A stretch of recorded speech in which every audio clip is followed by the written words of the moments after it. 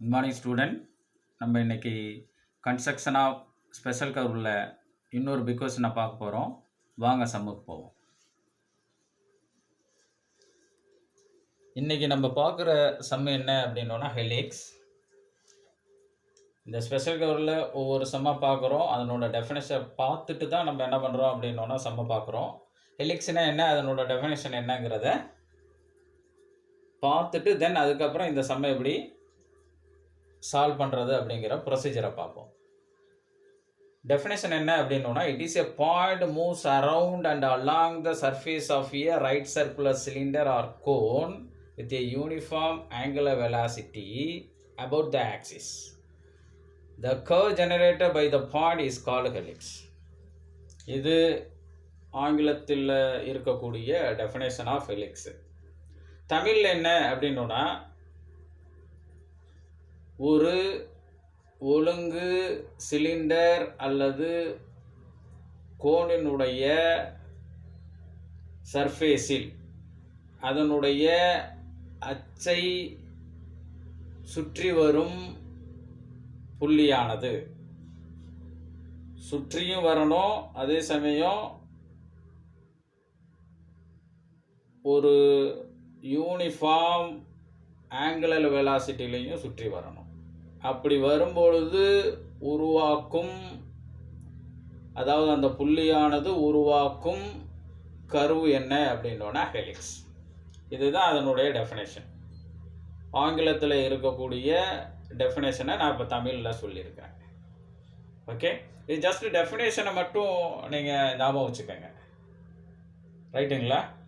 இந்த சமயம் நம்மளுக்கு என்ன சார் அப்படின்னோன்னா, ஸ்ட்ரெயிட்டாகவே வந்து ட்ராய ஹெலிக்ஸ்ன்னு கேட்டுருவாங்க, இன்டைரக்டாக கேட்குறதில்ல, ரைட்டுங்களா? இப்போ நான் சொன்ன டெஃபினேஷனை இதில் நீங்கள் இப்போ ஒர்க் அவுட் பண்ணி பாருங்கள். என்ன அப்படின்னோன்னா, இது சிலிண்டர், கோன் இல்லைங்க, சிலிண்டருடைய டாப் அண்ட் ஃப்ரண்ட் வியூ.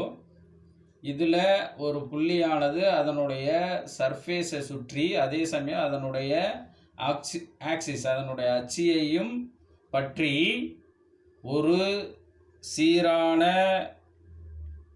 கோண திசை வேகத்தில் நகருமெனில் அந்த புள்ளியானது நகரும் பாதை, இதை தான் நம்ம என்னன்னு சொல்கிறோம், ஹெலிக்ஸ் அப்படின்னு சொல்கிறோம். ஓகே, இந்த டெஃபினேஷனை ஞாபகம் வச்சுக்கோங்க, ரைட்டுங்களா? தென் அடுத்தது இன்னொரு பாயிண்ட். இதில் என்னென்னா, ரெண்டு டேட்டா கொடுப்பாங்க. ஒன்று என்ன சார் அப்படின்னா, அதனுடைய சிலிண்டருடைய டயாமீட்டர் கொடுப்பாங்க. இன்னொன்று என்னென்னா, இந்த ஹைட் என்ன அப்படின்னா பிட்ச் அப்படின்னு சொல்லுவாங்க. பிட்ச்னா என்ன அப்படிங்கிற டெஃபினேஷனையும் பார்த்துருவோம். பிட்ச்னா என்னென்னா, it is a axial distance moved by the generating point in one revolution. It is a axial distance moved by the generating point in one revolution. அதனுடைய தமிழாக்கம் என்ன அப்படின்னா, ஜெனரேட்டிங் புள்ளியானது அதனுடைய அச்சில் ஒரு சுற்று நகரும் தொலைவை நம்ம என்னன்னு சொல்கிறோம் அப்படின்னா பிட்ச்னு சொல்கிறோம், ரைட்டுங்களா? இப்போ இதில் நம்ம இப்போ வரைஞ்சிருக்கிற ஹெலிக்ஸ் வந்து என்ன சார் அப்படின்னா, ஒரு சுற்றுனுடைய கர்வ் இது, ரைட்டுங்களா? அப்போ இதில் நீங்கள் ஞாபகம் வச்சுக்கலாம், என்ன சார் இது, இதுலேருந்து 1லேருந்து 4 வரைக்கும் கர்வ் இருக்குது, 4லேருந்து 8 வரைக்கும் என்ன சார் டாட்டல் லைன் அப்படின்னா, இப்போ நீங்கள் ஒரு சிலிண்டரில் கர்வை சுற்றுறப்ப என்ன ஆகும், ஒரு ஆஃப் வந்து என்ன ஆகும், கர்வு ஃப்ரண்டில் இருக்கும், இன்னொரு ஆஃப் எங்கே போவோம், பேக்கில் போயிடும்.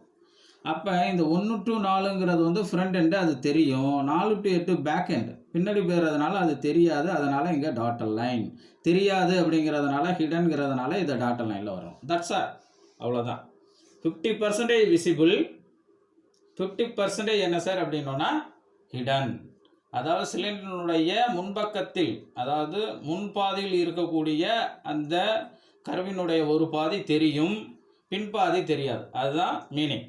அப்போ ஒரு பாதியை நம்ம வந்து விசிபிளாக வரைகிறோம், இன்னொரு பாதியை என்ன பண்ணுறோம், அதே கர்வை டாட்டல் லைனில் வரைகிறோம். இதை நீங்கள் நல்லா ஞாபகம் வச்சுக்கணும், ரைட்டுங்களா? இதை மனசில் வச்சுக்கிட்டிங்கன்னா போதும் இந்த சம்மை பொறுத்த வரைக்கும். தென் இப்போ இந்த சம்மை எப்படி சால்வ் பண்ணுறது, என்ன ப்ரொசீஜர் அப்படிங்கிறத பார்ப்போம். சம்மை பாருங்கள் ஆங்கிலத்தில்.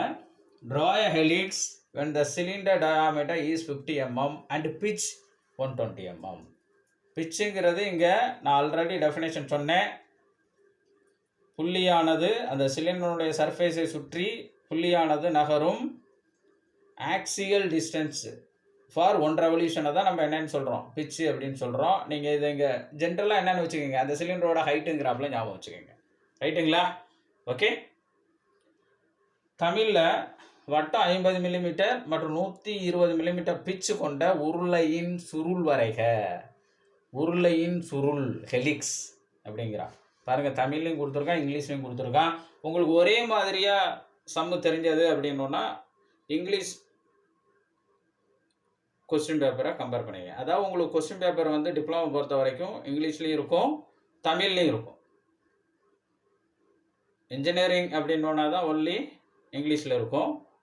டிப்ளமோவில் ஃபஸ்ட் இயரில் உங்களுக்கு கொஸ்டின் பேப்பர் இங்கிலீஷ்லேயும் இருக்கும், தமிழ்லையும் இருக்கும். தமிழில் புரியலன்னா இங்கிலீஷில் பார்த்துக்கங்க, இங்கிலீஷில் புரியலன்னா தமிழில் பார்த்துக்கங்க. ரைட்டுங்களா? சரி சார், இப்போ இந்த சம்மை எப்படி சால்வ் பண்ணுறது அப்படிங்கிற ப்ரொசீஜரை பார்ப்போம். முதல்ல என்ன சார் அப்படின்னோன்னா சிலிண்டருடைய டயாமீட்டர், அதனோட பிச்சு, இந்த 2 டேட்டா தான் கொடுத்துருக்காங்க.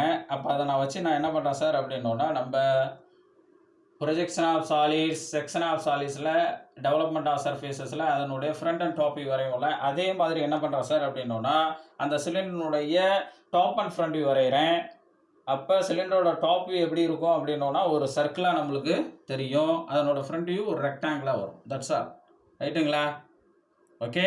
அப்போ டாப் வியூ நம்ம சர்க்கிள் வரைகிறப்ப இங்கே டயாமீட்டர் தேவை, ஃப்ரண்ட் வியூ ரெக்டாங்கிள் வரைகிறப்ப நம்மளுக்கு அந்த பிச்சு ஹைட்டு தேவை. ரைட்டுங்களா? சரி சார், இப்போ எப்படி அதை வரைகிறேன் அப்படிங்கிறது பாருங்கள். அப்போ நம்மளுக்கு சிலிண்டரோட டயாமீட்டர் எவ்வளவு அப்படின்னோன்னா 50 mm. டயாமீட்டர் கொடுத்துருக்கான், விட்டா 50 அப்படின்னோன்னா அந்த சர்க்கிளை எப்படி நீங்கள் வரைவீங்க? விட்டம் கொடுத்தா அதில் எவ்வளோ எடுத்துக்கொண்டுவீங்க? அதில் பாதி அளவு எடுத்துக்கிறேன் நான். அப்போ 50 mmனா 25 mmக்கு நான் என்ன பண்ணுறேன்னா ஸ்கேலை யூஸ் பண்ணி காம்பஸில் ஒரு 25 mmக்கு என்ன பண்ணுறேன் சார் அப்படின்னோன்னா ஒரு அளவை எடுத்துக்கிறேன். ரைட்டுங்களா? எடுத்துட்டு பேப்பரில் சென்டராக நான் என்ன பண்ணுறேன் சார் அப்படின்னோன்னா காம்பஸை கொண்டு போயிட்டு என்ன பண்ணுறேன் அப்படின்னோன்னா வச்சு என்ன பண்ணுறேன் அப்படின்னோன்னா ஒரு சர்க்கிளை வரைகிறேன். ரைட்டுங்களா? ஓகே. அப்போ அந்த சர்க்கிள் வரைகிறப்ப அந்த சர்க்கிள் எப்படி இருக்கும் அப்படின்னோன்னா இதாட்டம். ரைட்டுங்களா? ஓகே. தென் அடுத்தது நான் என்ன செய்கிறேன் அப்படின்னோன்னா இந்த சர்க்கிளை 8ஆக பிரிக்கிறேன். நம்மளுக்கு இது ஆல்ரெடி தெரிஞ்சது தான். இந்த சர்க்கிளை 8ஆக பிரிக்க உங்களுக்கு தெரியல அப்படின்னோன்னா ஜியாமெட்ரிக்கல் கன்ஸ்ட்ரக்ஷனில் நம்ம ஷார்ட் கொஸ்டினில் கொடுத்துருக்கோம், அதை கம்பேர் பண்ணுங்கள். ரைட்டுங்களா? அந்த வீடியோஸை பார்த்தீங்கன்னா உங்களுக்கு புரியும். ஓகே. அப்போ இந்த சர்க்கிளை 8ஆக நான் பிரிச்சுக்கிறேன். இந்த சென்டர் பாயிண்ட் வழியாக ஒரு ஹரிசாண்டல், வெர்டிக்கல், தென் இந்த லைனை வரைஞ்சி 8ஆக பிரிச்சுட்டேன். தென் இதுக்கு நேம் கொடுக்குறேன். 1 2 3 4 5 6 7 8ன்னு கொடுத்துட்டேன். ரைட்டுங்களா? அப்போ சிலிண்டரோட டாப் வியூ ஓவர். தென் அடுத்து நான் என்ன பண்ணுறேன் அப்படின்னோன்னா டிராஃப்டில் இந்த சர்க்கிள் டாப் வியூலேருந்து என்ன பண்ணுறேன்னா ஒரு 20 mmக்கு ஒரு ஹரிசாண்டல் லைன் வரைகிறேன். அதுதான் நம்மளுக்கு ரெஃபரன்ஸ் லைன் XY. இந்த ரெஃபரன்ஸ் லைன் XY மேலே தான் நான் என்ன பண்ண போகிறேன், ஃப்ரண்ட் வியூ நான் வரைய போகிறேன். ஃப்ரண்ட் வியூ ரெக்டாங்கிளாக வரும். அப்போ நான் அடுத்தது என்ன பண்ணுறேன்னா டிராஃப்டை யூஸ் பண்ணி இந்த சர்க்கிளை 8ஆக நம்ம பிரித்தோம். இந்த 8 டிவிஷன்லேருந்து என்ன பண்ணுறேன் சார் அப்படின்னோன்னா வெர்டிக்கல் லைன்ஸாக வரைய போகிறேன். நீங்கள் டிராஃப்டரை யூஸ் பண்ணுங்கள், அப்போ தான் அதில் ஹரிசாண்டல் வெர்டிக்கலை பக்காவாக மெயின்டைன் பண்ண முடியும். அப்போ நான் இந்த 8லேருந்து என்ன பண்ணுறேன் அப்படின்னோன்னா ஒரு வெர்டிக்கல் லைன் வரைகிறேன். எவ்வளோ தூரம் எக்ஸ்டெண்ட் பண்ண முடியுமோ எக்ஸ்டெண்ட் பண்ணிக்கோங்க. ஏன்னா நம்மளுக்கு ஹைட் எவ்வளோ வரணும், 120 mm வரணும். ஓகே. தென் அடுத்தது 1லேருந்து என்ன பண்ணுறேன் அப்படின்னோன்னா இன்னொரு வெர்டிக்கல் லைன் வரைகிறேன். அது இந்த பாயிண்ட் 7 வழியாலையும் பாஸ் ஆகும், வரைஞ்சிட்டேன். தென் 2 வழியாக வரைகிறேன், அது 6 வழியாலையும் பாஸ் ஆகும், எக்ஸ்டெண்ட் பண்ணுறேன். 3 வழியாக அடுத்தது டிராஃப்டரை யூஸ் பண்ணி ஒரு வெர்டிக்கல் லைன் வரைகிறேன், அது 5 வழியால் பாஸ் ஆகுது, எக்ஸ்டெண்ட் பண்ணுறேன். ஃபைனலாக இந்த 4 வழியாக ஒரு வெர்டிக்கல் லைன் வரைஞ்சி அதையும் எக்ஸ்டெண்ட் பண்ணுறேன். இப்போ நம்மளுக்கு பிச்சு எவ்வளோ சார், 120 mm. டிராஃப்டரை எடுத்து என்ன பண்ணுறேன்னா இந்த ஹரிசாண்டல் லைன்லேருந்து ஒரு 120 mmக்கு ஒரு பாயிண்ட்டை மார்க் பண்ணுறேன். ரைட்டுங்களா? இங்கே மார்க் பண்ண பாயிண்ட்லேருந்து என்ன பண்ணுறேன், ஒரு ஹரிசாண்டல் லைனை வரைகிறேன். டிராஃப்டரை யூஸ் பண்ணி ஒரு ஹரிசாண்டல் லைனை வரைகிறேன். அப்போ நம்மளுக்கு எது கிடச்சிரும், இந்த ஃப்ரண்ட் வியூ ரெக்டாங்கிள் எவ்வளோ அளவுக்கு கிடச்சிரும், 120 mmக்கு கிடச்சிரும். ரைட்டுங்களா? அடுத்தது நீங்கள் செய்ய வேண்டியது என்னென்னா அந்த ஃப்ரண்ட் வியூவை 8ஆக டிவைட் பண்ணணும். ரைட்டுங்களா? புக்கில் என்ன பண்ணியிருப்பான்னா 12 டிவிஷனாக பிரிச்சிருப்பான். அப்போ புக்கில் 12 டிவிஷனாக சர்க்கிளை பிரித்தான்னா நீங்கள் இந்த ரெக்டாங்கிளையும் 12ஆக பிரிக்கணும். நான் 8 டிவிஷனாக மட்டும் பிரிச்சிருக்கேன். புரியுதுங்களா? அப்போ இதை 8 டிவிஷன் சர்க்கிளை 8ஆக பிரித்ததுனால அப்போ ஃப்ரண்ட் வியூ நான் என்ன பண்ணுறேன் 8 டிவிஷனாக பிரிக்கிறேன். அப்போ ஃப்ரண்ட் வியூ 8 டிவிஷனாக பிரிக்கணும்னா அப்போ ஒவ்வொரு டிவிஷனும் என்ன வேல்யூ அப்படின்னு நம்மளுக்கு தெரிய வரணும். அப்போ ஃப்ரண்ட் வியூனுடைய பிச்சு எவ்வளவு 120. அப்போ 120/8 அதை கால்குலேட்டரை யூஸ் பண்ணி வகுக்கிறேன். எவ்வளோ எம்எம் வருது? 15 mm 15 mm வருது. அப்போ நான் அடுத்தது என்ன பண்ணுறேன் சார் அப்படின்னா ஒன்று ட்ராப்டரை யூஸ் பண்ணி என்ன பண்ணுறேன் அப்படின்னா 15 mm 15 mm பிச்சை என்ன பண்ணுறேன் அந்த ஃப்ரண்ட் வியூவை டிவைட் பண்ணுறேன். அப்படி இல்லை அப்படின்னா என்ன பண்ணுங்கள் காம்பஸில் 15 mm செட் பண்ணிக்கோங்க. செட் பண்ணிவிட்டு என்ன பண்ணுங்கள் அப்படின்னா ஃப்ரண்ட் வியூவை கட் பண்ணுங்கள். பாருங்கள் ஃபஸ்ட்டு டிவிஷன். ஓகே, இந்த ரெஃபரன்ஸ் லைன்லேருந்து என்ன பண்ணுறேன் 1 கட் பண்ணுறேன். இது 1 டேஷ், அடுத்தது 2 dash 3 dash up to 8 dash வரைக்கும் 8 டிவிஷனாக இதை டிவைட் பண்ணிட்டேன். டிவைட் பண்ணிவிட்டு அதுக்கு நேம் கொடுக்குறேன். இது ஸ்டார்டிங் பாயிண்ட்டுங்கிறதுனால அது 0 டேஷ், இது 1 dash 2 dash 3 dash up to 8 dash வரைக்கும் என்ன பண்ணியாச்சு பாயிண்ட்டை நோட் பண்ணிட்டேன். நோட் பண்ணிவிட்டு அடுத்தது நான் என்ன பண்ணுறேன்னா ட்ராப்டரை யூஸ் பண்ணி ஹரிசாண்டல் லைன் வரைய போகிறேன். அப்போ இந்த 1 டேஷ்லேருந்து ஒரு ஹரிசாண்டல் லைன், அது இந்த வெர்டிகல் லைனை வந்து கட் பண்ணணும். 2 டேஷ் அதுலேருந்து ஒரு ஹரிசாண்டல் வெர்டிகல் லைனை கட் பண்ணுறேன். இதே மாதிரி ஒவ்வொரு பாயிண்ட்லேருந்தும் ஹரிசாண்டல் லைனை வரைஞ்சிக்கிறேன். அப்போ ஃப்ரண்ட் வியூ இதாட்டம் வந்துடுங்களா? ஓகே, நீங்கள் அடுத்தது என்ன செய்யணும் சார் அப்படின்னா இது பாயிண்ட் என்ன 8th point, சர்க்கிளினுடைய 8th point 8th division. அப்போ இதுலேருந்து வாங்க நேராக 8th டிவிஷன், இந்த ஃப்ரண்ட் வியூனுடைய 8th டிவிஷன் எங்கே இருக்குது? இங்கே இருக்குது பாருங்கள். அப்போ இதை மார்க் பண்ணுங்கள். அது என்னென்னா அதுதான் நம்மளுக்கு P8. இனிமேலுக்கு நம்ம வந்து கரு வரைய தேவையான பாயிண்ட்ஸை ட்ரா பண்ண போகிறோம். இப்போ அடுத்த இது பாருங்கள் 1 இது தான் 7 இது தான். ஏன்னா இது 1லேருந்து வரைஞ்சோன்னா அது 7 வழியாக பாஸ் ஆகுது. அப்போ 1 எங்கே இருக்குது? இங்கே இருக்குது. 7th பாயிண்ட் எங்கே இருக்குது? இங்கே இருக்குது. அப்போ இது P1 P7. அதே மாதிரி இது ஸ்டார்டிங் பாயிண்ட், இது 0ங்கிறதுனால இது P0ன்னு மார்க் பண்ணிட்டேன். அப்போ அதே மாதிரி 2 6, அப்போ 2 எங்கே இருக்குது? இங்கே இருக்குது 2 டேஷ். அப்போ இது P2. இந்த பாயிண்ட் எது? P6 மார்க் பண்ணிக்கிறேன். இது 3 5. அப்போ இது எங்கே இருக்குது? 3 டேஷ் எங்கே இருக்குன்னு இருக்கேன்? இங்கே இருக்குது. அப்போ இந்த வெர்டிகல் லைன் ஹரிசாண்டல் லைன் 3 டேஷை கட் பண்ணுறது P3. அதே மாதிரி இந்த வெர்டிகல் லைன் 5, அதாவது 3க்கும் அதுதான் வெர்டிகல் லைன், 5க்கும் அதுதான் வெர்டிகல் லைன். அப்போ 5th ஹரிசாண்டலில் கட் பண்ணுறேன்னா அது P5. இந்த லாஸ்ட் ஒன் எது? 4th one. அதை கொண்டு வந்து இந்த 4 டேஷோட மார்க் பண்ணுறேன். ஓகேங்களா? ஏன்னா 4th டேஷனோட ஹரிசாண்டல் இது. அப்போ 4ஓட வெர்டிகலில் 4 டேஷோட கட் பண்ணுறேன். அப்போ அந்த பாயிண்ட் நம்மளுக்கு என்னது? P4. அப்போ இந்த கரு வரைய தேவையான எல்லா பாயிண்ட்ஸும் நம்மளுக்கு கிடச்சிருச்சு. என்னென்ன? P0 P1 P2 P3 up to P8 வரைக்கும் கிடச்சாச்சு. நான் இந்த சம்மு வரைகிறப்பே சொன்னேன் சிலிண்டரில் ஒரு ஃப்ரண்ட்டு நம்மளுக்கு விசிபிள், அது வந்து தொடர்ச்சியாக வரணும். பேக் அண்ட் 4 to 8 பின்னாடி வரும், அது தெரியாது. அதை மட்டும் என்ன பண்ணும்? டாட்டரில் வரையும். அப்போ நீங்கள் என்ன பண்ணுங்க அப்படின்னா பென்சில் எடுத்து ஒரு ஆஃப் இந்த 1 to 4 வரைக்கும் P2 P0 to P4 வரைக்கும் இந்த பாயிண்ட்டை ஸ்மூத்தாக கருவாக கண்டினியூவாக வரைங்க.